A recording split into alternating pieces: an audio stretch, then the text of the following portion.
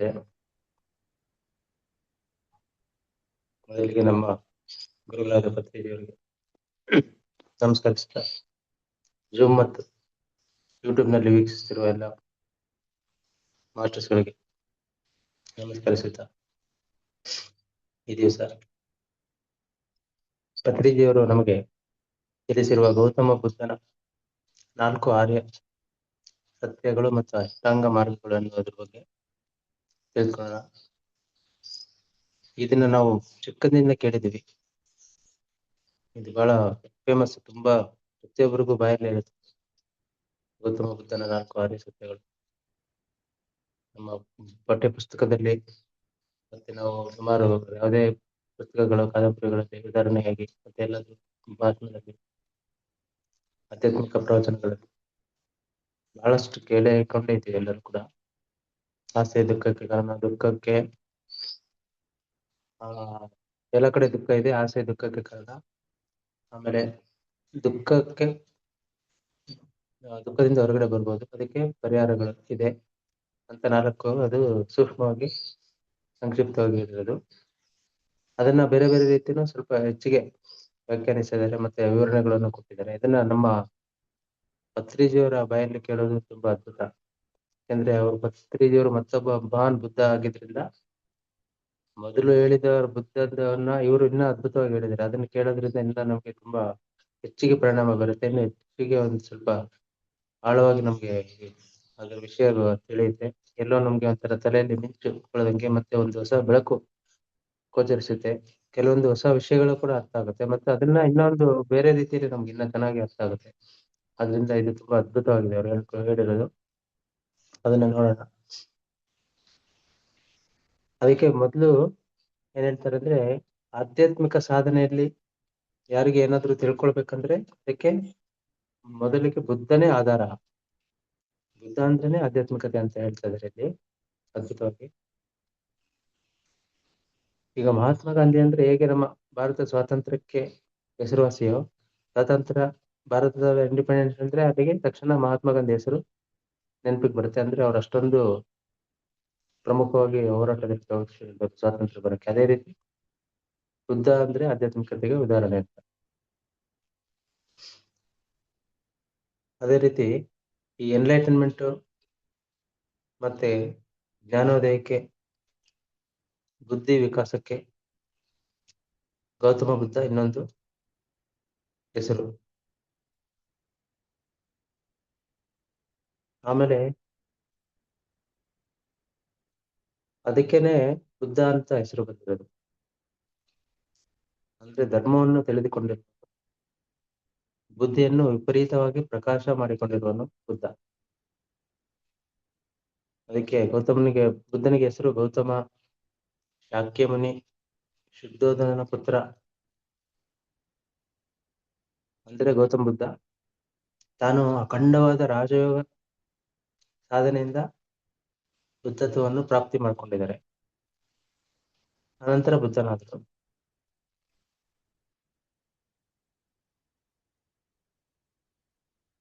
ಗೌತಮ ಬುದ್ಧ ಒಂದು ಸಾರಿ ತನ್ನ ಪ್ರವಚನದಲ್ಲಿ ಈ ರೀತಿ ಹೇಳಿದರಂತೆ, ನನಗಿಂತ ಮೊದಲು ಎಷ್ಟೋ ಬುದ್ಧರು ಬಂದಿದ್ದಾರೆ, ನನ್ನ ನಂತರವೂ ಎಷ್ಟೋ ಜನ ಬುದ್ಧರು ಬರುತ್ತಾರೆ. ಈ ರೀತಿ ಹೇಳಿದ್ದಾರೆ. ಅದಕ್ಕೆ ಪತ್ರಿಜಿಯವರು ಏನ್ ಹೇಳ್ತಾರೆ ಅಂದ್ರೆ, ಗೌತಮ ಬುದ್ಧ ಪಡೆದಿರುವ ಆ ಬುದ್ಧತ್ವ ಸ್ಥಿತಿಯನ್ನು ಯಾರು ಬೇಕಾದರೂ ಸಾಧನೆ ಮಾಡಿ ಪಡೆಯಬಹುದು. PSSM ಧ್ಯೇಯನೇ ಬುದ್ಧತ್ವ ಸಾಧಿಸುವುದು. ಅಂದ್ರೆ ಪ್ರತಿಯೊಬ್ಬರು PSSM ಮಾಸ್ಟರ್ಸ್ಗಳು ಕೂಡ ಬುದ್ಧನ ಹಾದಿಯಲ್ಲೇ ಇದ್ದಾರೆ. ಮತ್ತೆ ಸಾಕಷ್ಟು ಜನ ಬುದ್ಧತ್ವವನ್ನು ಸಾಧಿಸಿ ಕೂಡ ಇದ್ದಾರೆ. ಅದು ಹೇಗೆ ಅಂದ್ರೆ, ಯಾವ ರೀತಿ ಬುದ್ಧ ನಾನು ಆ ಸ್ಥಿತಿ ಪಡೆದ್ನೋ ಅದೇ ರೀತಿ ಅದೇ ಮಾರ್ಗ ಅನುಸರಿಸಿ ನಾವು ಕೂಡ ಬುದ್ಧತ್ವವನ್ನು ಪಡೆಯಬೇಕು. ಇಲ್ದಿದ್ರೆ ಸುಮ್ಮನೆ ನಾನು ಬುದ್ಧನ ಮಾರ್ಗದಲ್ಲಿ ಇದ್ದೀನಿ ಅಂತ ಹೇಳಕ್ಕೆ ನಮ್ಗೆ ಅರ್ಹತೆ ಇಲ್ಲ. ಬುದ್ಧ ಹೇಳಿದ ವಿಷಯಗಳನ್ನ ಧಮ್ಮಪದ ಅನ್ನುವ ಪುಸ್ತಕದಲ್ಲಿ ಹೇಳಲಾಗಿದೆ. ಅದರಲ್ಲಿ ಬುದ್ಧ ಹೇಳಿದ ಒಂದು ಸಣ್ಣ ವಾಕ್ಯನ ಹೇಳ್ತಾರೆ ಪತ್ರಿಜಿಯವರು. ಅದು ಪಾಲಿ ಭಾಷೆಯಲ್ಲಿ ಈ ರೀತಿ ಇದೆ, ಏನಂದ್ರೆ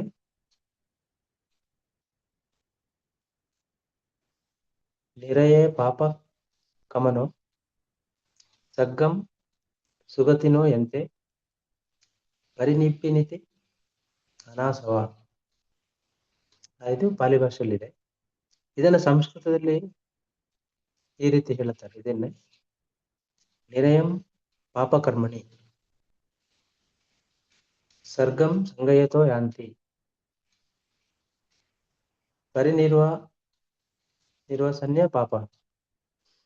ಅಂದ್ರೆ ಇದರ ಅರ್ಥ, ಪಾಪ ಕೆಲಸ ಮಾಡುವನು ನರಕವನ್ನು ಅನುಭವಿಸ್ತಾನೆ, ಪುಣ್ಯಾತ್ಮರು ಸ್ವರ್ಗವನ್ನು ಹೊಂದುತ್ತಾರೆ, ಈ ಲೋಕದಲ್ಲೂ ಮತ್ತೆ ಪರಲೋಕ ಎರಡರಲ್ಲೂ ಕೂಡ. ಅದಕ್ಕೆ ಮನಸ್ಸಿನಲ್ಲಿ ಯಾವುದೇ ಮಾಲಿನ್ಯ ಇಲ್ಲದೆ ಇರುವವರು ಆ ಮಹಾತ್ಮರು ಪರಿನಿರ್ವಾಣ ಹೊಂದುತ್ತಾರೆ. ಒಟ್ಟಿನಲ್ಲಿ 3 ರೀತಿಯ ಮನುಷ್ಯರಿರ್ತಾರಂತೆ. ಒಂದು ಪಾಪಕರ್ಮ ಮಾಡುವವರು, ಮತ್ತೆ ಪುಣ್ಯಕರ್ಮ ಮಾಡುವರು, ಆಮೇಲೆ ಜ್ಞಾನವನ್ನು ಆರ್ಜನೆ ಮಾಡುವರು, ಸಂಪಾದನೆ ಮಾಡುವರು. ಜ್ಞಾನಿಗಳು ಅಂದ್ರೆ ಬುದ್ಧತ್ವ ಹೊಂದಿರುವವರು, ಶಾಶ್ವತವಾದ ದುಃಖರಾಹಿತ್ಯ ಸ್ಥಿತಿಯನ್ನು ಹೊಂದಿರುವವರು. ಆಮೇಲೆ ಇನ್ನೊಂದು ಶ್ಲೋಕ ಇದೆ, ದೇತ್ವಂ ಭೂತ್ವಾ ಸ್ವರ್ಗಂ ಲೋಕಂ ಪಾಪಂ ಕ್ಷೀಣೆ ಪುಣ್ಯೆ ಮತ್ತೆ ಲೋಕಂ ವಿಶಂತೆ ಈಶಂ ತ್ರಯೇ ಧರ್ಮ ಮನು ಪ್ರಪಂಚಂ ಕಥಾಗತಂ ಕಾಮಕಾಮಂ ಲಭ್ಯಂತೆ ಪುಣ್ಯಕರ್ಮ ಅಂತ ಇದೆ ಶ್ಲೋಕ. ಅಂದ್ರೆ ಇದರ ಅರ್ಥ, ಈ ಪುಣ್ಯಕರ್ಮ ಕ್ಷೀಣಿಸಿದ ನಂತರ ಮತ್ತೆ ಜನ್ಮ ತಳೆಯುತ್ತಾರೆ. ಆದರೆ ಈ ರೀತಿ ಮತ್ತೆ ಪುನಃ ಪುನಃ ಜನ್ಮ ಪಡೆದೆ ಜನ್ಮರಾಹಿತ್ಯ ಸ್ಥಿತಿ ಪಡೆಯುವುದೇ ಮಹಾಪರಿನಿರ್ವಾಣ. ಅಂದ್ರೆ ಅದೇ ಬುದ್ಧತ್ವ ಸ್ಥಿತಿ, ಅಂತಿಮವಾದ ಮೋಕ್ಷ ಸ್ಥಿತಿ, ದುಃಖರಾಹಿತ್ಯ ಸ್ಥಿತಿ. ಅವರನ್ನೇ ಬುದ್ಧ ಪ್ರಬೋಧ ಅಂತ ಕರೀತಾರೆ. ಈಗ ಇಷ್ಟು ಹೇಳಿ ಅವರು 4 ಆರ್ಯ ಸತ್ಯಗಳು, 4 ನೋಬಲ್ ಟ್ರುತ್ಸ್ ಅಂದ್ರೆ ಬುದ್ಧ ಹೇಳಿರೋದು ಏನು ಅಂತ ಅದ್ಭುತವಾಗಿ ಹೇಳ್ತಾರೆ. ಅದರಲ್ಲಿ ಮೊದಲನೇದು ಏನಂದ್ರೆ, ದುಃಖ ಎಲ್ಲ ಕಡೆ ಇದೆ. ಸರಿ, ಆದ್ರೆ ದುಃಖ ಅಂದ್ರೆ ಏನು? ಈಗ ಜನನ ಕೂಡ ಒಂದು ದುಃಖ ಅಂತೆ. ಆಮೇಲೆ ರೋಗಗಳು, ಅದು ದುಃಖ. ಆಮೇಲೆ ವೃದ್ಧಾಪ್ಯ ಬರುತ್ತೆ, ಅದು ದುಃಖ. ಮತ್ತೆ ನಂತರ ಮರಣ ಸಂಭವಿಸುತ್ತೆ, ಅದು ದುಃಖ. ಆಮೇಲೆ ನಾವು ಇಷ್ಟಪಡದೆ ಇರುವುದು ನಮ್ಮ ಬಳಿಗೆ ಬರುತ್ತೆ, ಅದು ದುಃಖ. ಆಮೇಲೆ ನಾವು ಇಷ್ಟಪಟ್ಟಿದ್ದು ನಮ್ಮಿಂದ ದೂರ ಹೋಗುತ್ತೆ, ಅದು ಸಹ ದುಃಖ. ಇದು ಎಲ್ಲ ಕಡೆ ಸರ್ವತ್ರ ವ್ಯಾಪಿಸಿದೆ. ಪ್ರತಿಯೊಬ್ಬರು ದುಃಖ ಪೀಡಿತರಾಗಿದ್ದಾರೆ, ಪ್ರತಿಯೊಬ್ಬರು ಅನಾರೋಗ್ಯ ಪೀಡಿತರಾಗಿದ್ದಾರೆ. ಇದು ಒಂದನೇದು ಆರ್ಯ ಸತ್ಯ. ಎರಡನೇದು,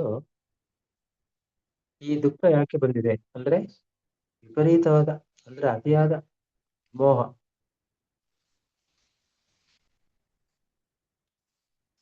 ಆಮೇಲೆ ಆವೇಶ, ತೃಷ್ಣೆ ಅಂದ್ರೆ ಆಸೆ, ಅತಿಯಾದ ಆಸೆ. ಯಾವುದನ್ನೇ ಆದ್ರೂ ಪ್ರತಿಯೊಂದು ನಿಯಮಿತವಾಗಿ ಮತ್ತೆ ನಿಯಂತ್ರಣದಲ್ಲೇ ಇರಬೇಕು. ಕಂಟ್ರೋಲ್ ಅಂಡ್ ಲಿಮಿಟ್ ಪ್ರತಿಯೊಂದು ಕೂಡ. ಅದನ್ನ ಮೀರಿದ್ರೇನೆ ದುಃಖಕ್ಕೆ ದಾರಿ. ಮೂರನೇದು ಅವಿದ್ಯೆ ಮತ್ತು ಅಜ್ಞಾನದಿಂದ ಈ ದುಃಖ ಬರುತ್ತೆ. ಆಧ್ಯಾತ್ಮಿಕ ವಿದ್ಯೆ ಇಲ್ಲದೆ ಇರುವುದೇ ಅವಿದ್ಯೆ. ಸೊ ಇದನ್ನು ನಿರ್ಮೂಲನೆ ಮಾಡಲು ಅಷ್ಟಾಂಗ ಸೂತ್ರಗಳನ್ನು ಅಂದ್ರೆ ಅನುಸರಿಸಬೇಕು. 4ನೇದು ಅದೇ ಅಷ್ಟಾಂಗ ಮಾರ್ಗಗಳು. ಇದು 4ನೇ ಸತ್ಯ. ಆನಂತರ ಮತ್ತೆ ಬುದ್ಧ ಹೇಳಿರುವ ಅಷ್ಟಾಂಗ ಮಾರ್ಗಗಳು ಅಂದ್ರೆ ನಾವು ಪ್ರತಿಯೊಬ್ಬರು ಜೀವನದಲ್ಲಿ ಅಳವಡಿಸಿಕೊಳ್ಬೇಕಾಗಿರುವ ಅತ್ಯಂತ ಪ್ರಮುಖವಾದ 8 ಸಾರ್ವಕಾಲಿಕ ಸೂತ್ರಗಳು. ಎಂದೆಂದಿಗೂ ಅದನ್ನು ಅನುಸರಿಸಬೇಕಾಗುತ್ತದೆ, ಇದು ಬಹಳ ಪ್ರಮುಖವಾಗಿದೆ. ಇದನ್ನ ಒಂದೊಂದಾಗಿ ನೋಡ್ತಾ ಹೋಗೋಣ. ಪತ್ರಿಜಿಯವರು ಅದ್ಭುತವಾಗಿ ವಿವರಿಸ್ತಾ ಹೋಗ್ತಾರೆ. ಈ ದುಃಖದ ಕಳ್ಕೊಳ್ಳೋಕೆ, ಅವಿದ್ಯೆಯನ್ನ ಕಳೆಯೋಕೆ, ದುಃಖರಹಿತ ಸ್ಥಿತಿ ಪಡೆಯೋಕೆ ನಾವು ಈ ರೀತಿ ಈ 8 ಅಷ್ಟಾಂಗ ಮಾರ್ಗಗಳನ್ನ ಅನುಸರಿಸಬೇಕು. ಒಂದನೇದು ಪಾಲಿ ಭಾಷೆಯಲ್ಲಿ ಸಮ್ಮದಿಟ್ಟೆ ಅಂದ್ರೆ ಸರಿಯಾದ ದೃಕ್ಪಥ ಅಂದ್ರೆ ದಾರಿ ಮಾರ್ಗ ಒಂದನೇದು. ಎರಡನೇದು ಸಮ್ಮ ಸಂಕಲ್ಪ, ಸರಿಯಾದ ಸಂಕಲ್ಪ ಅಂದ್ರೆ ನಮ್ಮ ಯೋಜನೆ ಗುರಿಗಳು. ಮೂರನೇದು ಸಮ್ಮ ವಾಚೋ, ಸರಿಯಾದ ವಾಕು ಮಾತುಗಳು. ನಾಲ್ಕನೇದು ಸಮ ಕಮಂತು, ಸರಿಯಾದ ಕರ್ಮಗಳು ಕೆಲಸಗಳು.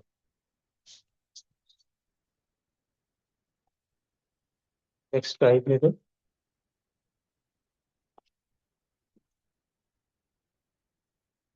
ಸಮ್ಮ ಜೀವೋ ಅಂದ್ರೆ ಸರಿಯಾದ ಜೀವನ ಮಾರ್ಗ. ಆರನೇದು ಸಮ್ಮ ವಾಯಂ, ಸರಿಯಾದ ಶ್ರದ್ಧೆ. ನೆಕ್ಸ್ಟ್ ಏಳನೇದು ಸಮ್ಮ ಸತಿ ಅಂದ್ರೆ ಸರಿಯಾದ ಏಕಾಗ್ರತೆ. ಎಂಟನೇದು ಸಮ್ಮ ಸಮಾಧಿ, ಸರಿಯಾದ ಧ್ಯಾನ. ಇವಿಷ್ಟು 8 ಅಷ್ಟಾಂಗ ಮಾರ್ಗಗಳು.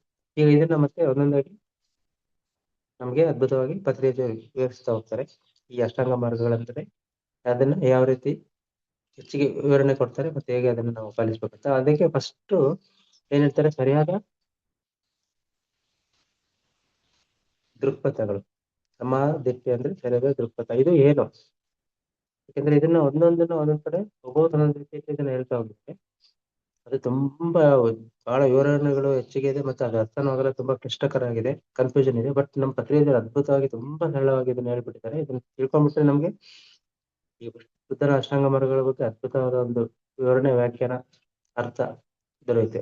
ಎಷ್ಟು ಚೆನ್ನಾಗಿ ಹೇಳಿದ್ದಾರೆ. ಒಂದನೇದು, ಈಗ ನಾವು ಪ್ರತಿಯೊಬ್ಬರು ವ್ಯಕ್ತಿಗಳು ಚಿಕ್ಕ ವಯಸ್ಸಿನಿಂದ ನಮ್ಮ ಕುಟುಂಬ, ಪರಿಸರ, ಸಮಾಜ ಮತ್ತೆ ಬೇರೆ ಸಂಘ ಜೀವಿಗಳಿಂದ ಏನ್ ತಿಳ್ಕೊಂಡಿದೀವೋ ಆ ಒಂದು ಜೀವನ ಮಾರ್ಗವನ್ನ ಅನುಸರಿಸ್ಕೊಂಡು ಬಂದಿರ್ತಾರೆ ಪ್ರತಿಯೊಬ್ರು. ಒಳ್ಳೇದು ಕೆಟ್ಟದ್ದು ಏನೋ ಗೊತ್ತಿರಲ್ಲ, ಒಂದು ಒಟ್ಟಿನಲ್ಲಿ ಅನುಸರಿಸ್ಕೊಂಡ್ ಬಂದಿರ್ತಾರೆ. ಅದಕ್ಕೆ ನಾವು ಯಾವಾಗ ಪ್ರೌಢ ವಯಸ್ಕರಾಗ್ತೀವೋ ಅಂದ್ರೆ ಒಂದು ಮೆಚುರಿಟಿ ಸ್ಟೇಜಿಗೆ ಬಂದಾಗ ಅದನ್ನ ಅವಲೋಕನ ಮಾಡ್ಕೊಳ್ಬೇಕು. ನಾವು ಏನು ಚಿಕ್ಕ ವಯಸ್ಸಿನಿಂದ ಏನ್ ಅಳವಡಿಸ್ಕೊಂಡ್ ಬಂದಿದೀವಿ, ಜೀವನ ಪದ್ಧತಿನ ಹೇಗೆ ನಾವು ಬದುಕ್ತಾ ಇದೀವಿ, ಮಾರ್ಗಗಳಾಗ್ಲಿ ಯಾವುದೇ ಅಭ್ಯಾಸಗಳಾಗ್ಲಿ ಪ್ರತಿಯೊಂದು ಅದು ಸರಿಯಾಗಿದೆಯಾ ಅಂತ ಒಂದು ಅವಲೋಕನ ಮಾಡ್ಕೋಬೇಕು. ನಮ್ಮನ್ನ ಸೆಲ್ಫ್ ಅಸೆಸ್ಮೆಂಟ್, ಸೆಲ್ಫ್ ಇಂಟ್ರಾಸ್ಪೆಕ್ಷನ್, ನಮ್ಮನ್ನೇ ಪುನರ್ಮನನ ಅಥವಾ ಆತ್ಮಾವಲೋಕನ ಅಂತ ಹೇಳ್ತೀವಿ. ಅದನ್ನ ಮಾಡ್ಕೊಂಡ್ರೆ ಅದರಲ್ಲಿ ನಮಗೆ ಹೇಳುತ್ತೆ. ನಮ್ಮ ಯಾವಾಗ್ಲೂ ಹೇಳ್ತೀವಿ ನಾವು, ನಮ್ದೊಂದು ಆತ್ಮಸಾಕ್ಷಿ ಅಂತ ಒಳ ಮನಸ್ಸು ಯಾವ್ದು ಸರಿ ಯಾವ್ದಲ್ಲ ಅಂತ. ಎಷ್ಟು ಸಲ ನಮ್ಗೆ ಗೊತ್ತಿದ್ರು ಕೂಡ ಈ ಮನಸ್ಸಿನ ಪ್ರಭಾವಕ್ಕೊಳಗಾಗಿ ನಾವು ಅದನ್ನ ಸರಿಯಾಗಿ ಫಾಲೋ ಮಾಡ್ತಿರಲಿಲ್ಲ. ಅದಕ್ಕೆ ಯಾವಾಗ ಪುನರ್ಮನನ ಆತ್ಮಾವಲೋಕನ ಅದನ್ನೇ ನಾವು ಮಾಡ್ಬೇಕಾಗಿರೋದು. ನಾವು ಕೂತ್ಕೊಂಡು ಏಕಾಂತವಾಗಿ ಯಾವಾಗ ನಾವು ಈ ಧ್ಯಾನ ಅನ್ನೋದು ಇದೆಲ್ಲ ಮಾಡಿದಾಗಲೇ ಅವೆಲ್ಲ ಬರೋದು. ಆಗ ನಮ್ಗೆ ಯಾವ್ದು ಬೇಡದೇ ಇರೋದು ಸರಿ ಅಲ್ಲದವನ್ನ ತ್ಯಜಿಸ್ಬೇಕು. ಯಾವ್ದು ಸರಿ ಇದೆಯೋ ಆ ಒಂದು ಜೀವನ ಕ್ರಮನ ಅನುಸರಿಸ್ಕೊಂಡು ಹೋಗ್ಬೇಕು. ಇದು ಮೊದಲನೇದು. ಅದೇ ರೀತಿ ಇದರಲ್ಲಿ ನಾವು ಹಂಸಕ್ಷೀರ ನ್ಯಾಯ ಅಂತ ಹೇಳ್ಬೇಕು. ಹಂಸ ಅಂತ ಕೇಳಿದ್ವಿ, ಅದು ಹಾಲು ಮತ್ತೆ ನೀರು ಒಟ್ಟಿಗೆ ಮಿಕ್ಸ್ ಮಾಡಿದ್ರೆ ಹಾಲು ಮಾತ್ರ ಕುಡಿಯುತ್ತೆ, ನೀರು ಬಿಟ್ಬಿಡುತ್ತೆ ಅಂತ. ಹಾಗೆ ಇರುವೆ ಉದಾಹರಣೆ ಕೊಡ್ಬೋದು. ಇರುವೆ ಮರಳಲ್ಲಿ ಕೇವಲ ಸಕ್ಕರೆ ಇದ್ದಾಗ ಅದನ್ನ ತಗೊಳುತ್ತೆ, ಮಣ್ಣನ್ನು ಅಥವಾ ಮರಳನ್ನ ಧೂಳನ್ನ ತಗೊಳಲ್ಲ. ಹಾಗೆ ನಾವು ಹೆಸರಿನಲ್ಲಿರುವ ಕಮಲದ ಉದಾಹರಣೆ ತಗೋಬಹುದು. ಹೆಸರಿನಲ್ಲಿದ್ರೂ ಕೂಡ ಕಮಲ ಅದನ್ನು ಅಂಟಿಸ್ಕೊಳ್ದಲೆ ತಾನು ಅದ್ಭುತವಾಗಿ ಬೆಳೆದು ನಿಂತಿರುತ್ತೆ. ಹಾಗೆ ಇದು ಒಂದು ನಾವು ಅಳವಡಿಸ್ಕೋಬೇಕಾಗಿರೋದು. ಆಮೇಲೆ ಇನ್ನೊಂದು ಉದಾಹರಣೆ ಕೊಡ್ತಾರೆ ಪತ್ರಿಕೆಯವರು. ಈಗ ಯಾರಾದ್ರೂ ಒಬ್ರು ಯೋಗಿಗಳು, ಗುರುಗಳು, ಮಹರ್ಷಿಗಳು, ಜ್ಞಾನಿಗಳನ್ನ ನೋಡಿದಾಗ ಮನುಷ್ಯ ಏನ್ ಹೇಳ್ತಾರೆ, ಇವರು ದೈವಾಂಶ ಸಂಬಂಧರು, ನಾನು ಸಾಧಾರಣ ಮನುಷ್ಯ ಅಂತ ಹೇಳ್ತಾರೆ. ಇದು ಕೂಡ ಸರಿಯಾದ ದೃಕ್ಪಥ ಅಲ್ಲ. ಯಾಕಂದ್ರೆ ಅವರಿಗೆ ಸಾಧ್ಯವಾಗಿದ್ದು ನಮಗೂ ಸಾಧ್ಯ ಅಂತ ತಿಳಿದು ನಾವು ಸಾಧನೆ ಮಾಡಿ ಆ ರೀತಿ ಆಗೋದ್ರಲ್ಲಿ ನಾವು ಮುಂದುವರಿಬೇಕು. ಅದೇ ಸರಿಯಾದ ದೃಕ್ಪಥ. ಆಮೇಲೆ ಇನ್ ಕೆಲವರು ನನಗೆ ಸಮಯ ಇಲ್ಲ ಅಂತ ಹೇಳ್ತಿರ್ತಾರೆ. ನಾವೇ ಎಷ್ಟೋ ಸಲ ಧ್ಯಾನ ಹೇಳ್ಕೊಡಕ್ ಹೋದಾಗ ತುಂಬಾ ಜನದಿಂದ ನಾವು ಇದು ಕೇಳೋದು, ಫಸ್ಟ್ ನಂಗೆ ಟೈಮ್ ಇಲ್ಲ, ಅಷ್ಟು ಬಿಸಿ ನಾವು ಅಂತ. ಅಂದ್ರೆ ಅವ್ರಿಗೆ ಅಷ್ಟೊಂದು ಪ್ರಾಮುಖ್ಯತೆ ಬೇರೆ ಎಲ್ಲ ವಿಷಯಗಳಿಗೆ, ಇದಕ್ಕೆ ಒಳ್ಳೆ ಯಾವ್ದಕ್ಕೆ ಕೊಡ್ಬೇಕೋ ಅದಕ್ಕೆ ಕೊಡಕ್ಕೆ ಸಮಯ ಇಲ್ಲ ಅಂತ ಒಂದು ನೆವ ಕುಂಟುನಪ್ಪ ಹೇಳ್ತಿರ್ತಾರೆ. ಅದಕ್ಕೆ ಯಾವಾಗ್ಲೂ ಎಲ್ರಿಗೂ ಪ್ರತಿಯೊಂದಕ್ಕೂ ಸಮಯ ಇದ್ದೇ ಇರುತ್ತೆ. ನಾವು ಸುಮ್ನೆ ಕುಂಟು ಹೇಳೋದು, where there is A will there is A way. ಎಲ್ಲಿ ಮನಸ್ಸಿದ್ದಲ್ಲಿ ಮಾರ್ಗ ಅಂತ ನಾವು ಇದೊಂದು ಅದ್ಭುತವಾದ ಒಂದು ಇದನ್ನ ಕೇಳಿದೀವಿ ವಾಕ್ಯನ. ಆಮೇಲೆ ಹಿಂದಿಯಲ್ಲಿ ಒಂದು ಗಾದೆ ಇದೆ, ಏನಂದ್ರೆ ನಾಚನೆ ನೈ ಆಯಿತು ಆಂಗನ್ ತೇಡ ಹೈ ಅಂತ. ಅಂದ್ರೆ ಈಗ ಕನ್ನಡದಲ್ಲಿ ನಾವು ಚಿಕ್ಕ ವಯಸ್ಸಿಂದ ಸಣ್ಣದಿಂದ ಎಲ್ಲ ನಾವು ಕೇಳಿದ್ವಿ, ಕುಣಿಯಲ್ಲಿ ಬಾರದವ ನೆಲ ಡೊಂಕು ಅಂತ. ಅಂದ್ರೆ ಮಾಡಕ್ ಮನ್ಸು ಇಲ್ದಿದ್ದವನು ಸುಮ್ನೆ ಒಂದ್ ನೆವ ಹೇಳ್ತಾರೆ ಅಂತ. ಆ ರೀತಿ ಅದು ಸರಿಯಾದ ದೃಕ್ಪಥ. ಎರಡನೇದು ಆ ನಮ್ಮ ಸಂಕಲ್ಪ ಸರಿಯಾದ ಗುರಿಯಲ್ಲದು. ಇದರಲ್ಲಿ ಇನ್ನೊಬ್ಬರ ಸೊತ್ತಿಗೆ ನಾವು ಕನ್ನ ಹಾಕಿ ಮೋಸ ಮಾಡಿ ತನ್ನ ಜೇಬು ತುಂಬಿಸ್ಕೋಬಾರದು, ಅದು ಸರಿಯಾದ ದೃಕ್ಪಥ ಅಲ್ಲ. ಯಾವಾಗ್ಲೂ ಇನ್ನೊಬ್ಬರಿಗೆ ನಾವು ಮೋಸ ಆಗ್ಲಿ ಅಥವಾ ನಷ್ಟ ಮಾಡೋದು ಅಥವಾ ಕಂಟಕ ಮಾಡಬಾರ್ದು. ನೆಕ್ಸ್ಟ್ ಮೂರನೇದು ವಾಕ್ಶುದ್ಧಿ. ಇದು ಒಂದು ಅದ್ಭುತವಾಗಿ ಹೇಳಿದ್ದಾರೆ ಈಗ, ನಮ್ಮ ವಾಚು ಸರಿಯಾದ ವಾಕು ಅನ್ನೋದು. ಇದರಲ್ಲಿ ಏನಂದ್ರೆ ನಮಗೆ ವಾಕ್ಶುದ್ಧಿ ಇರ್ಬೇಕು. ನಮಗೆ ಏನು ಗೊತ್ತಿದೆಯೋ ಅಷ್ಟು ಮಾತ್ರ ಮಾತಾಡ್ಬೇಕು. ಗೊತ್ತಿಲ್ದಿರೋದನ್ನ ಏನು ಹೇಳ್ಬಾರ್ದು, ಒಂದು ವರ್ಡ್ ಕೂಡ ಹೇಳ್ಬಾರ್ದು. ಸುಮ್ನೆ ಗೊತ್ತಿಲ್ಲ ಅಂತ ನಾವು ಹೇಳ್ಬಿಡ್ಬೇಕು. ಆಮೇಲೆ ಎಷ್ಟು ಗೊತ್ತಿದೆಯೋ ಅಷ್ಟು ಮಾತ್ರ ಹೇಳ್ಬೇಕು ನಾವು. ಮತ್ತೆ ಯಾವಾಗ ಏನ್ ಹೇಳ್ಬೇಕು ಆಗ್ಲೇ ಹೇಳ್ಬೇಕು. ನಾಳೆ ಹೇಳ್ಬೇಕಾಗಿದ್ದನ್ನ ಈಗ ಹೇಳ್ಬಾರ್ದು, ಇವಾಗ ಹೇಳ್ಬೇಕಾಗಿರೋದನ್ನ ನಾಳೆ ಹೇಳ್ಬಾರ್ದು, ಪೋಸ್ಟ್ಪೋನ್ ಮಾಡ್ಬಾರ್ದು. ಆಮೇಲೆ ಈ 10 ಜನರಿಗೆ ಹೇಳ್ಬೇಕಾಗಿದ್ದನ್ನ ಒಬ್ರಿಗೆ ಹೇಳ್ಬಾರ್ದು. ಅದೇ ಒಬ್ರಿಗೆ ಏನಾದ್ರು ಒಂದು ವಿಷಯ ಹೇಳ್ಬೇಕಂದ್ರೆ 10 ಜನರ ಮಧ್ಯೆ ಅವ್ರಿಗೆ ನಾವು ಹೇಳ್ಬಾರ್ದು. ಇದು art and science of speech and verbal communication ಅಂತ ಹೇಳ್ತಾರೆ ಇದನ್ನ. ಆಮೇಲೆ ಪ್ರತಿಯೊಂದು ಮಾತು, ನಾವು ಹೇಳುವ ಮಾತು, ಆಡುವ ಮಾತನ್ನ ಯೋಚನೆ ಮಾಡಿ, ಶೋಧನೆ ಮಾಡಿ, ಅದನ್ನ ಸರಿಯಾಗಿದೆ ಅಂತ ತಿಳ್ಕೊಂಡು ಮಾತಾಡ್ಬೇಕು. ಅಂದ್ರೆ ನಾವು ನಮ್ಮ ಈ ಬುದ್ಧಿಯಿಂದ ಪ್ರತಿಯೊಂದು ಮಾತನ್ನ ಆಡಿಟ್ ಅಂಡ್ ಎಡಿಟ್ ಮಾಡ್ಬೇಕಂತೆ, ಮಾಡಿ ರಿಲೀಸ್ ಮಾಡ್ಬೇಕು, ಬಿಡುಗಡೆ ಮಾಡ್ಬೇಕು. ಯಾಕಂದ್ರೆ ಆಡಿದ ಮಾತು ಬಿಟ್ಟ ಬಾಣ ಮರಳಿ ಬರಲಾಗ್ತದೆ, ಗೊತ್ತಿದೆ ನಮ್ಗೆ. ಒಂದು ಮಾತು ಬಿಟ್ಟು ಮಾತಾಡಿದ್ರೆ ಅದು ಪರಿಣಾಮ ಬೀರುತ್ತೆ, ವಾಪಸ್ ಬರುತ್ತೆ. ಅದರಿಂದ ತುಂಬಾ ಕೇರ್ಫುಲ್ ಆಗಿರ್ಬೇಕು. ಮಾತೆ ಮೃತ್ಯು ಅಂತ ಸಹ ಕೇಳಿದೀವಿ. ಒಂದು ಮಾತಿನಿಂದ ಎಷ್ಟು ಒಂದು ಆ ಸಮಸ್ಯೆಗಳೇ ಆಗೋಗಿದೆ, ಹೇಳಕ್ಕೆ ಸಾಧ್ಯ ಇಲ್ಲ, ಅಷ್ಟೊಂದು ತೊಂದರೆಗಳಾಗೋಗಿದೆ. ಬರೀ ಒಂದೇ ಒಂದು ಮಾತಿಂದ ಕೊಲೆಗಳೇ ನಡೆದೋಗಿದೆ ಒಂದೊಂದು ಮಾತುಗಳಿಂದ ನಾವು ನೋಡಿದೀವಿ. ಪ್ರತಿಯೊಂದು ಸ್ಟಾರ್ಟ್ ಆಗದೆ ಮಾತಿಂದ. ಯಾವುದೇ ಒಂದು ಕೆಟ್ಟದಾಗ್ಲಿ, ಏನೇ ಒಂದು ಅವಘಡ ಅಥವಾ ಪ್ರಾಬ್ಲಮ್ಸ್, ತೊಂದರೆಗಳು ಶುರುವಾಗದೆ ಮಾತುಗಳಿಗೆ. ಎಲ್ಲಿ ಮಾತು ಸರಿ ಇರೋದು ಅಲ್ಲಿಂದ ಶುರುವಾಗುತ್ತೆ. ಅದಕ್ಕೆ ಮೌನನೇ ಒಳ್ಳೇದು ಅಂತ ಕೂಡ ನಾವು ಅನ್ಕೊಂಡಿದ್ವಿ. ಅದಕ್ಕೆ ಮಾತಿನ ಬಗ್ಗೆ ಇಷ್ಟು ಸ್ಪಷ್ಟವಾಗಿ ಹೇಳಿದ್ದಾರೆ ಪತ್ರಿಕೆಗಳು. ನಾಲ್ಕನೇದು ಕರ್ಮ, ಸರಿಯಾದ ಕರ್ಮ. ಅಂದ್ರೆ ಏನನ್ನ ನಾವು ಕೇಳಿದ್ರು ಸರಿಯಾಗಿ ಕೇಳಿಸ್ಕೊಳ್ಬೇಕು, ಅದು ಕೂಡ ಒಂದು ಕರ್ಮ, ಕೇಳಿಸ್ಕೊಳ್ಳೋದು. ಅದೇ ರೀತಿ ಏನ್ ಅಡಿಗೆ ಮಾಡ್ತೀವಿ ಅದನ್ನ ಸರಿಯಾಗಿ ಅಡಿಗೆ ಮಾಡ್ಬೇಕು. ಅದೇ ಬಡಿಸೋದು ಕೂಡ ಸರಿಯಾಗಿ ಬಡಿಸ್ಬೇಕು. ಇದ್ರ ಬಗ್ಗೆ ನಾವು ಸಾಕಷ್ಟು ಜನ ಮಾಸ್ಟರ್ಗಳು ಕೇಳಿದ್ವಿ. ಪತ್ರಿಜಿಯವರು ಬಡಿಸೋದನ್ನ ಕೂಡ ಸೂಕ್ಷ್ಮವಾಗಿ ಅಬ್ಸರ್ವ್ ಮಾಡ್ತಿದ್ವಿ. ಎಲ್ಲರೂ ಬಡಿಸುವಾಗ ಸ್ವಲ್ಪ ಅಲ್ಲಿ ಹೊರಗಡೆ ತಟ್ಟೆಯಿಂದ ಹೊರಗೆ ಒಂಚೂರು ಒಂದು ಹಾನಿ ಬಿದ್ರು ಸ್ವಲ್ಪ ಚೆಲ್ಲಿದ್ರು ಕೂಡ ಅದಕ್ಕೆ ಸರಿಯಾಗಿ ತಕ್ಷಣ ಕೈಬಿಡ್ತಿದ್ರು. ಅದು ನಿಜ. ನಮ್ಗೆ ಗೊತ್ತಿಲ್ಲದೆ ಅಷ್ಟು ಅಲ್ಲಿ ನಮ್ಗೆ ಅಲ್ಲಿ ನಾವು ಗಮನ ಇಲ್ಲ ಅಂತ ಅರ್ಥ. ನಾವು 100ಕ್ಕೆ 100 ಕಾನ್ಸಂಟ್ರೇಷನ್ ಇದ್ದಾಗ ಆ ರೀತಿ ಸಣ್ಣ ಪುಟ್ಟ ತಪ್ಪುಗಳು ಕೂಡ ಘಟಿಸಬಾರದು ಯಾವುದೇ ಕೆಲಸಗಳಲ್ಲಿ. ಆಮೇಲೆ ನಾವು ಬೆಳಿಗ್ಗೆ ಎದ್ದಾಗಿಂದ ಮಲ್ಕೊಳ್ಳೋರ್ಗು ಎಷ್ಟೊಂದು ಸಣ್ಣ ಪುಟ್ಟಗಳ ಕೆಲಸ ಮಾಡ್ತಾನೆ ಇರ್ತೀವಿ ನಾವು. ಆದ್ರೆ ಸುಮ್ನೆ ಬೇಕಾಬಿಟ್ಟು ಏನೋ ಯಾಂತ್ರಿಕವಾಗಿ ಮಾಡ್ಬೇಕಲ್ಲ ಅನ್ನೋದು ಗಡಿಬಿಡಿಯಿಂದ ಮಾಡ್ಕೊಂಡು ಹೋಗ್ತಿರ್ತೀವಿ. ಅದು ಎಷ್ಟೊಂದು ಅವ್ಯವಸ್ಥೆ ಇರುತ್ತೆ ಅದ್ರಲ್ಲಿ. ಅದಕ್ಕೆ ಪ್ರತಿಯೊಂದು ಮಾಡುವ ಕೆಲಸಗಳನ್ನ ಸಣ್ಣದೇ ಆಗ್ಲಿ ಏನೇ ಆಗ್ಲಿ ಮಾಡ್ಕೊಂಡು ಚಿಕ್ಕ ಚಿಕ್ಕದಿಂದ ಮಾಡೋದ್ರಿಂದನೇ ದೊಡ್ಡ ಕೆಲಸ ಸರಿಯಾಗಿ ಮಾಡಕ್ ಸಾಧ್ಯ ಆಗುತ್ತೆ. ಯಾವಾಗ್ಲೂ ಕೂಡ ಯಾವುದನ್ನು ನಿರ್ಲಕ್ಷ್ಯ ಮಾಡ್ಬಾರ್ದು, ಸರಿಯಾಗಿದೆ ಮಾಡ್ಕೋಬೇಕು. ಆಮೇಲೆ ಈಗ ಯಾರಾದ್ರೂ ಒಬ್ರು ಬಂದ್ರೆ ಮನೆಗೆ ಕುತ್ಕೊಳ್ಳಿ ಅಂತ, ಅವ್ರಿಗೆ ಕೂರಿಸೋದು ಕೂಡ ಸರಿಯಾದ ರೀತಿಯಲ್ಲಿ ಕೂರಿಸ್ಬೇಕಂತ. ಆಮೇಲೆ ಅವ್ರನ್ನ ಕೂರ್ಸ್ಕೊಂಡು ನಾವು ಸಹ ಸರಿಯಾಗಿ ಕೂರ್ಬೇಕು. ಇದು ತುಂಬಾ ಮುಖ್ಯ. ನಾನು ಸಾಕಷ್ಟು ಸಲ ನಾನು ನೋಡಿದ್ದೀನಿ. ಯಾವ್ದಾದ್ರು ಕೆಲವರು ಮನೆಗೆ ಹೋದಾಗ ಕುತ್ಕೊಳ್ಳಿ ಅಂತ ಎಷ್ಟೊಂದು ಆತ್ಮೀಯವಾಗಿ ಅಲ್ಲಿ ಒಂದು ಯಾವುದೇ ಒಂದು ಒಳ್ಳೆ ಉಚಿತವಾದ ಆಸನ, ಅಂದ್ರೆ ಯೋಗ್ಯವಾದ ಆಸನ, ಒಂದು ಸರಿಯಾದ ಒಂದೊಳ್ಳೆ ಚೇರ್ ಅಥವಾ ಏನೋ ಇರುತ್ತೆ ಅಲ್ಲಿ, ಅವ್ರಿಗೆ ಅಲ್ಲಿ ಬಂದು ಕೂತ್ಕೊಳ್ಳಿ ಅಂತ ವಿನಯಪೂರ್ವಕವಾಗಿ ಕೈ ತೋರಿಸಿ ಕೂತ್ಕೊಳ್ಳಿ ಅಂತ ಕೂರಿಸ್ತಾರೆ. ಅಂದ್ರೆ ಅವ್ರು ಹೇಳೋ ರೀತಿಯಲ್ಲಿ ನಾವು ಹೋಗಿ ಕೂತ್ಕೋಬೇಕು, ಕಂಫರ್ಟಬಲ್ ಫೀಲ್ ಆಗುತ್ತೆ. ಆನಂತರ ಅವ್ರು ಕೂಡ ಉಚಿತವಾಗಿ ಒಂದು ಒಳ್ಳೆ ರೀತಿಯಲ್ಲಿ ಅವರು ಮತ್ತೆ ನಮ್ಮ ಪಕ್ಕನ ಎದುರುಗಡೆ ಕೂತ್ಕೊಂಡು ಅದು ಪ್ರಾರಂಭ. ಇದು ಅದ್ಭುತ. ಇದು ನಾವು ನಿಜವಾಗ್ಲೂ ಒಂದು ಮಾಡಬೇಕಾದ ಪ್ರತಿಯೊಬ್ಬರು ಬಂದಾಗ ಮನೆಗೆ ಅತಿಥಿಗಳೇ ದೇವರು ಅಂತಾನೆ ಹೇಳಿ ಉಚಿತವಾಗಿ ಯೋಗ್ಯ ರೀತಿಯಲ್ಲಿ ನಾವು ಅವ್ರನ್ನ ಸ್ವಾಗತಿಸುವುದು, ಸತ್ಕರಿಸುವುದು. ಅಲ್ಲಿ ಏನು ಆಡಂಬರ ತೋರಿಕೆ ಬೇಡ, ಏನು ಶ್ರೀಮಂತಿಕೆ ಪ್ರದರ್ಶನ ಬೇಕಾಗಿಲ್ಲ. ಇದು ಏನಿದೆ ಸರಳತೆಯಿಂದ ನಾವು ಒಂದು ನೀರೇ ಕೊಟ್ಟರು ಅವ್ರನ್ನ ಒಂದು ಆತ್ಮೀಯತೆಯಿಂದ ಆ ರೀತಿ ಬರಮಾಡ್ಕೊಳ್ಳೋದು. ಇದನ್ನ ಅದ್ಭುತವಾಗಿ ಪ್ರತಿನಿಧಿ ಹೇಳಿದ್ದಾರೆ. ಇದು ನಿಜವಾಗ್ಲೂ ನಾವು ದಿನನಿತ್ಯ ಪ್ರತಿಯೊಬ್ಬರು ಪಾಲಿಸಬೇಕಾಗುತ್ತೆ ನೋಡಿ. ಎಷ್ಟು ಸೂಕ್ಷ್ಮ ವಿಚಾರಗಳಿವೆಲ್ಲ. ನೆಕ್ಸ್ಟ್ 5ನೇದು ಜೀವ, ಸರಿಯಾದ ಜೀವನೋಪಾಯ. ಇದರಲ್ಲಿ ಏನ್ ಹೇಳ್ತಾರೆ, ಮತ್ತೆ ಅದೇ ನಾವು ಆಗ್ಲೇ ಬೇರೆ 2ನೇದ್ರಲ್ಲಿ ಹೇಳಿದ್ರು, ನಾವು ಇನ್ನೊಬ್ಬರಿಗೆ ಮೋಸ ಮಾಡಬಾರ್ದು, ಇನ್ನೊಬ್ಬರಿಗೆ ಕಷ್ಟಪಡಬಾರ್ದು. ನಾವು ಧರ್ಮ ಮಾರ್ಗದಲ್ಲಿ, ನ್ಯಾಯ ಮಾರ್ಗದಲ್ಲಿ ಏನ್ ಸಿಗುತ್ತೋ, ಎಷ್ಟು ಸಿಗುತ್ತೋ ಅಷ್ಟರಲ್ಲೇ ತೃಪ್ತಿ ಪಡ್ಕೊಂಡು ಸರಿಯಾದ ರೀತಿಯಲ್ಲಿ ಶ್ರದ್ಧೆಯಿಂದ ಜೀವಿಸ್ಬೇಕು. ಯಾವುದೇ ವಿಷಯನ ಕಲಿಯುವಾಗ ತುಂಬಾ ಶ್ರದ್ಧೆಯಿಂದ ನಾವು ಕಲಿಬೇಕು. ನೆಕ್ಸ್ಟ್ ಸರಿಯಾದ ಏಕಾಗ್ರತೆ, ಕಾನ್ಸಂಟ್ರೇಷನ್ ಮಾಡುವ ಪ್ರತಿಯೊಂದು ಕೆಲಸದಲ್ಲಿ. ನಂತರ ಕೊನೆಗೆ ಸಮಾಧಿ, ಸರಿಯಾದ ಧ್ಯಾನ. ಏನಂದ್ರೆ ಈ ಮಂತ್ರೋಚ್ಚಾರಣೆ. ಈಗ ತುಂಬಾ ಜನ ಧ್ಯಾನ ಅಂತ ಹೇಳಿ ಮಂತ್ರಗಳನ್ನು ಉಚ್ಚರಿಸೋದು, ಯಾವುದೋ ಒಂದು ಬಿಂದುವನ್ನ ನೀವು ಮಧ್ಯದಲ್ಲಿ ಕಾನ್ಸಂಟ್ರೇಷನ್, ಆನೆ ಮಧ್ಯದಲ್ಲಿ ಇಟ್ಕೊಳ್ಳಿ ಅಂತ ಹೇಳೋದು, ದೃಷ್ಟಿಯಲ್ಲಿ ಇಟ್ಕೊಳ್ಳಿ ಅಂತ, ಆಮೇಲೆ ನಾಮಸ್ಮರಣ ಹೇಳೋದು, ಇವೆಲ್ಲ ಧ್ಯಾನದ ಹೆಸರಿನಲ್ಲಿ ಇವೆಲ್ಲ ಪ್ರಚಾರದಲ್ಲಿದೆ. ಆದ್ರೆ ಇದ್ಯಾವುದು ಸರಿಯಾದ ಧ್ಯಾನ ಅಲ್ಲ.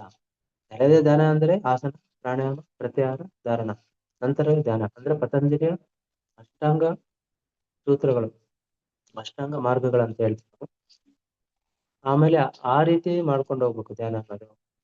ಆಮೇಲೆ ಸೂಕ್ಷ್ಮ ಶರೀರ ಧ್ಯಾನದಿಂದ ನಮಗೆ ಧ್ಯಾನದಲ್ಲಿ ಜ್ಞಾನವನ್ನು ಪಡೆದುಕೊಳ್ತೀವಿ. ಇದು ಸರಿಯಾದ ಜ್ಞಾನ.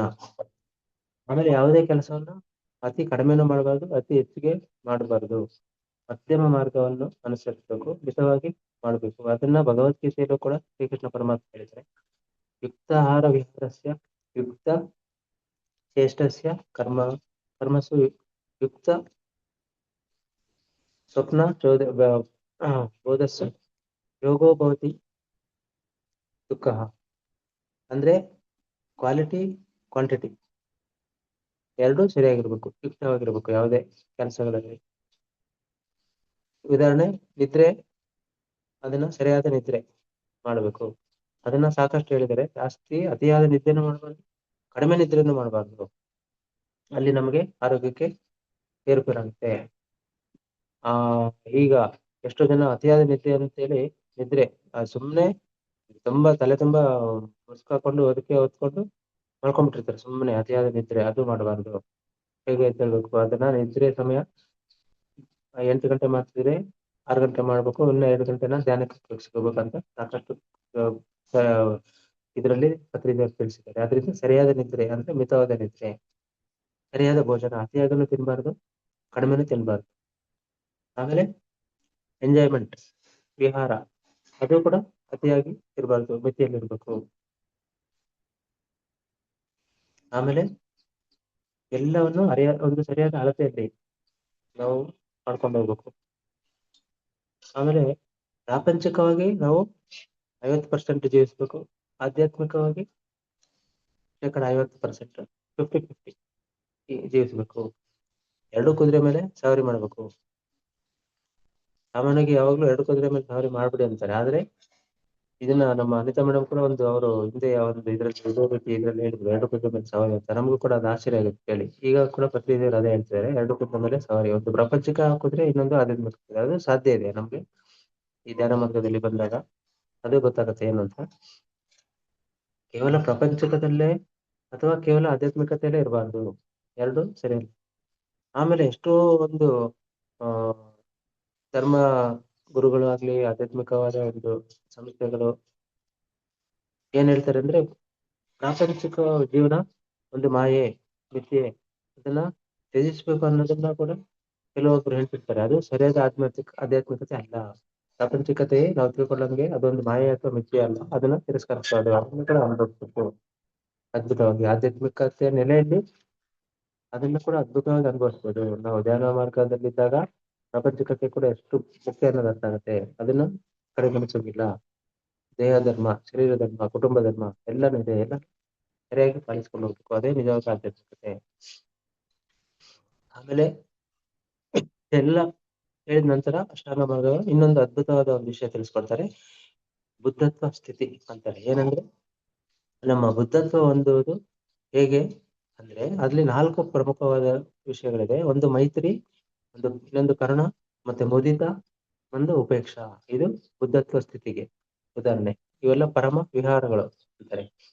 ಅಂದ್ರೆ ಮೊದಲನೇದು ಮೈತ್ರಿ ಅಂದ್ರೆ ಈ ನಮಗಿಂತ ಈಗ ಪ್ರಾಪಂಚಿಕವಾಗಿ ಆರ್ಥಿಕವಾಗಿ ತುಂಬಾ ಹೊರದಿರ್ತಾರಲ್ಲ ಅವರೊಂದಿಗೆ ನಾವು ಯಾವಾಗ್ಲೂ ಮಿತ್ರತ್ವದಿಂದ ಇರಬೇಕು, ಅಸೂಯೆಯಿಂದ ಇರಬಾರ್ದು. ಸಾಮಾನ್ಯವಾಗಿ ಎಲ್ಲ ನಾವು ನೋಡೋದು ಅಸೂಯೆನೆ. ನಮ್ಗಿಂತ ಯಾರಾದ್ರೂ ಹೆಚ್ಚಿಗೆ ಅವರು ಚೆನ್ನಾಗಿ ಶ್ರೀಮಂತರಾಗಿದ್ರೆ ಅಥವಾ ಹೆಚ್ಚಿಗೆ ಅವರಿಗೆ ಎಲ್ಲ ರೀತಿಯಲ್ಲೂ ನಮ್ಗಿಂತ ಹೆಚ್ಚಿಗೆ ಏನಾದ್ರು ಅವರು ಪಡ್ಕೊಂಡಿದ್ರೆ ಎಲ್ಲರೂ ಒಂದು ಅಸೂಯೆ ಭಾವನೆ ಇರ್ತಾರೆ. ಅಯ್ಯೋ ಅವ್ರಿಗಿದೆ ನಮಗಿಲ್ವಲ್ಲ ಅಂತ. ಅದು ತಪ್ಪು. ಯಾವಾಗ್ಲೂ ಅದನ್ನ ಅವ್ರ ಜೊತೆ ಮಿತ್ರತ್ವದಲ್ಲಿ ಇರ್ಬೇಕು ನಾವು ಅಂತಾರೆ. ಅಸೂಯೆಯಿಂದ ಇರಬಾರ್ದು. ಅದೇ ಮೈತ್ರಿ. ನೆಕ್ಸ್ಟ್ ಕರುಣ ಅಂದ್ರೆ ನಮಗಿಂತ ಎಷ್ಟೋ ಜನ ಕೆಳಗ ಮಟ್ಟದಲ್ಲಿ ಇರ್ತಾರೆ ಸಾಮಾಜಿಕವಾಗಿ ಆರ್ಥಿಕವಾಗಿ. ಅವರೊಂದಿಗೆ ನಾವು ಅಸಹ್ಯ ಆಗ್ಲಿ ಅಥವಾ ಕೀಳು ಮಟ್ಟದಲ್ಲಿ ನಾವು ಭಾವನೆ ತೋರಿಸ್ಬಾರ್ದು, ಕರುಣೆ ತೋರಿಸ್ಬೇಕು ಅವ್ರಿಗೆ. ಅದೇ ರೀತಿ ಮುದಿತ ಅಂದ್ರೆ ಹ್ಯಾಪಿನೆಸ್. ಯಾವಾಗ್ಲೂ ನಮಗಿಂತ ಆಧ್ಯಾತ್ಮಿಕವಾಗಿ ಮುಂದುವರಿದಿರ್ತಾರಲ್ಲ ಅವ್ರ ಜೊತೆ ಯಾವಾಗ್ಲೂ ನಾವು ಸಂತೋಷ ವ್ಯಕ್ತಪಡಿಸ್ಬೇಕು. ಅದೇ ರೀತಿ ಆಧ್ಯಾತ್ಮಿಕವಾಗಿ ಕಡಿಮೆ ಸ್ಥಾಯಿಯಲ್ಲಿರೋರ ಜೊತೆ ದ್ವೇಷ ಹೊಂದಿರಬಾರ್ದು, ಉಪೇಕ್ಷೆ ವಹಿಸಿರ್ಬೇಕು. ಆಮೇಲೆ ಇನ್ನೊಂದು ಅಚಿತ್ರ ದೇವ ಕಲ್ಯಾಣೆ ಅಂದ್ರೆ ಮಂಗಳದಾಯಕ ಕೆಲಸ ಮಾಡಲು ತಕ್ಷಣ ಪ್ರಾರಂಭಿಸಬೇಕು. ಒಳ್ಳೆ ಕೆಲಸ ಮಾಡೋದನ್ನ ಪೋಸ್ಟ್ಪೋನ್ ಮಾಡಬಾರ್ದಂತೆ. ನಾಳೆ ಇನ್ನೊಂದು ಹೇಳಿದರೆ ಪತ್ರಿಜರು ಇದನ್ನ ಸಾಕಷ್ಟು ಅವರು ವಿಡಿಯೋದಲ್ಲಿ ಕೇಳಿದ್ದಾರೆ. ಕಲ್ ಕರೆಸು ಆಜ್ ಕರೆಸು ಹಬ್ಬ ಕರೋ ಅಂತ.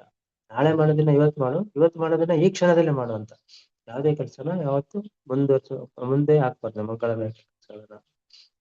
ಅದೇ ರೀತಿ ಇನ್ನೊಂದು ಆರೋಗ್ಯ ಪರಮ ಲಾಭ, ಸಂತೃಪ್ತಿ ಪರಮಧನಂ, ವಿನ್ಯಾಸ ಪರಮ ಜ್ಞಾತಿ, ನಿಬ್ಬಾಣಂ ಪರಮ ಸುಖಂ ಅಂತ ಇನ್ನೊಂದು ಬುದ್ಧನ ಶ್ರೇಷ್ಠ ಒಂದು ಆ ವಾಕ್ಯಗಳು. ಇದೇನಂದ್ರೆ ಆರೋಗ್ಯವೇ ಪರಮ ಲಾಭ.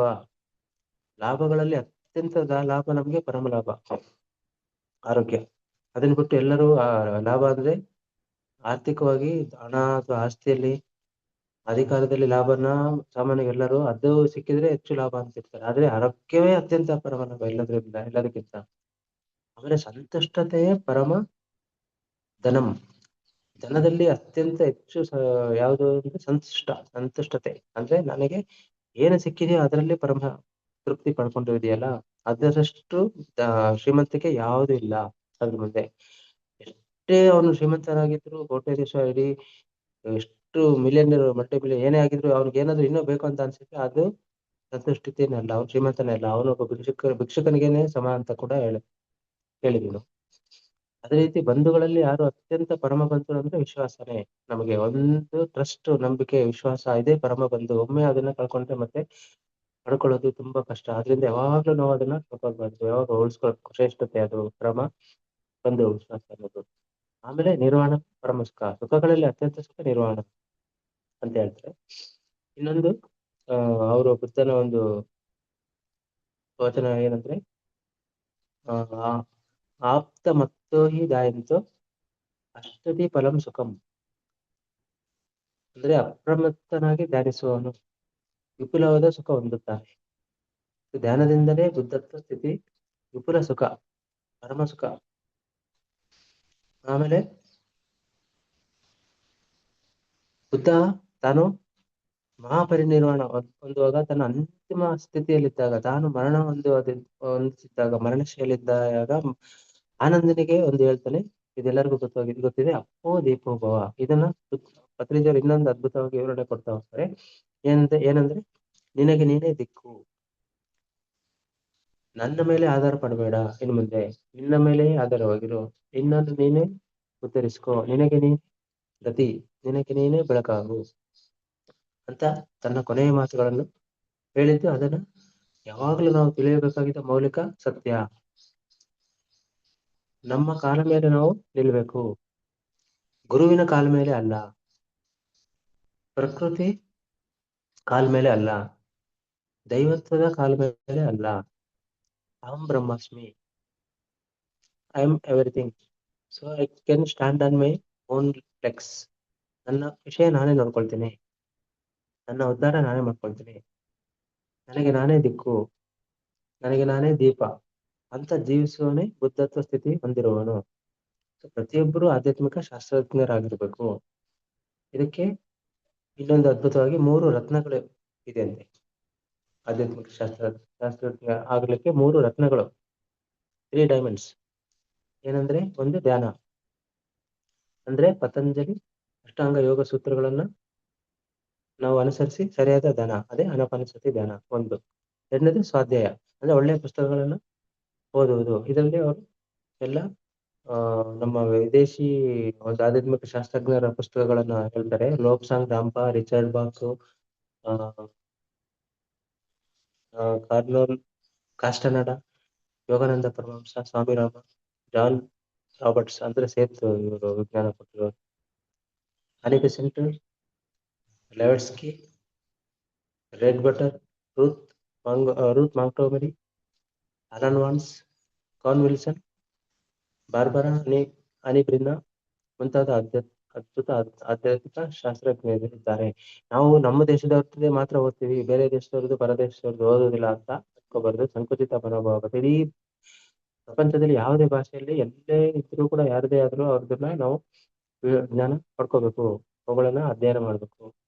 ಇದೆಲ್ಲ ಅದ್ಭುತ ಶಾಸ್ತ್ರಜ್ಞರಿದ್ದಾರೆ. ಅದೇ ರೀತಿ ಇನ್ನೊಂದು ವರ್ಡ್ಸ್ ಹೇಳ್ತಾರೆ, writings makes N exact man, speech makes A ready man, wide reading A full man. ಅಂದ್ರೆ ಒಂದು ಬರವಣಿಗೆ ಒಬ್ಬನ ಒಳ್ಳೆ ಮನುಷ್ಯನನ್ನಾಗಿ ಮಾಡ್ತಾರೆ, ಅದೇ ಒಳ್ಳೆ ಮಾತನ್ನ ಅವನನ್ನ ಒಂದು ಸಿದ್ಧನಾದ ಮನುಷ್ಯನನ್ನಾಗಿ ಮಾಡ್ತಾರೆ. ಅದೇ ರೀತಿ ವೈಡ್ ರೀಡಿಂಗ್, ವ್ಯಾಪಕವಾದ ವಿಸ್ತಾರವಾದ ಅಧ್ಯಯನ ಒಬ್ಬ ಪರಿಪೂರ್ಣ ವ್ಯಕ್ತಿಯನ್ನಾಗಿ ಮಾಡುತ್ತಾರೆ. ಆಮೇಲೆ ನಾವು 3ನೇದು ರತ್ನ ಏನಂದ್ರೆ ಸಜ್ಜನ ಸಂಗತಿಯ ಎಲ್ಲ ಧ್ಯಾನಿಗಳ ಯೋಗಿಗಳ ಅನುಭವವನ್ನ ಕೇಳಬೇಕು. ಇದು 3 ರತ್ನಗಳು ಈಗ ಹೇಳಿದ್ದು. ಒಂದು ಧ್ಯಾನ, ಸ್ವಾಧ್ಯಾಯ, ಸಜ್ಜನ ಸಂಗತಿ.